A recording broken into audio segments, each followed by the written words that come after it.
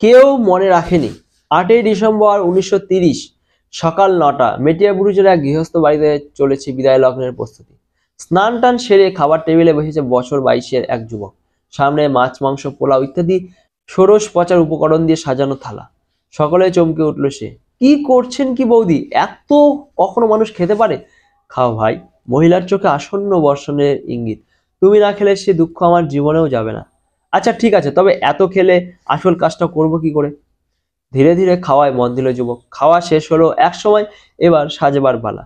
দামি স্যুটটাই টুপিতে সেজে উঠল সে, আর নিজেকে ধরে রাখতে পারল না মহিলা। আসন্ন বিচ্ছেদ বেদনায় কান্নায় ভেঙে পড়লেন। একই নিমেষে কঠিন হয়ে উঠল যুবক। তুমি না একজন বিপ্লবী, এ দুর্বলতা তোমার সাজে না। নিজেকে সংযত করে মহিলা এবার ধীর পায়ে এগিয়ে এসে সদর দরজার দিকে ধুলো নিয়ে দৃঢ় পদক্ষেপে বেরিয়ে গেল। অপেক্ষামান ট্যাক্সিতে ওঠেন সেদিনের যুবক বিনয় বসু। একবারের জন্য পিছন ফিরে তাকালেন না। একটু পরে গাড়িটি মিলিয়ে যায় দৃষ্টির আড়ালে। চোখে আঁচল চাপা দিয়ে তাড়াতাড়ি ঘরে ঢুকে পড়লেন তিনি। কান্না দেখলে প্রতিবেশীরা আবার কি ভাববে? বিনয় বসুর সাথে কোনো রক্তের সম্পর্ক ছিল না এই বৌদির। গত 3 মাস ধরে মায়ের মতো আগলে রেখেছিল ঢাকার এই ডাক্তারি ছাত্রকে। লেম্যান হত্যার পর পাগলা কুকুরের মতো যাকে খুঁজছিল ব্রিটিশ পুলিশ। আর এরকম ছেলেকে ভালো না বেশি কি পারা যায়? নিরাপদ আশ্রয়ের জন্য যখন বিপ্লবী হরিদাস দত্ত তার ইতালির টিকিট অবধি কেড়ে ফেলেছেন, তখন সে নিজেই বেঁকে বসল।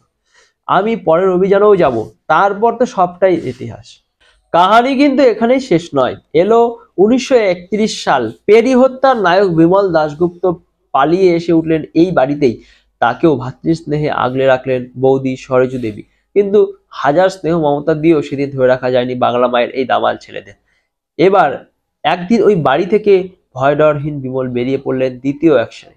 এবার গিলার্ডার্স হাউস, ভিলিয়ার্স হত্যার কঠিন ব্রত নিয়ে। এবার হলো 1934 সাল। নারায়ণগঞ্জের দেওভাগে গ্রামে এক ভিলেজ গার্ডকে মেরে ফেরার হয়েছেন বিডির সুকুমার ঘোষ। তিনিও এসে উঠলেন এ বাড়িতে। সব ঠিক ছিল, কিন্তু দার্জিলিংয়ে এন্ডারসন হত্যার চেষ্টার পর কি করে যেন এই আশ্রয়ের খোঁজ পেয়ে যান পুলিশ। তারপর যা হয়, এক নিশুতি রাতে বাড়ি ঘিরে ফেলে গ্রেপ্তার করলো সুকুমার ও গৃহস্বামী রাজেন্দ্র কুমার গুহকে। কিশোর পুত্র গিরিনও রেহাই পেল না।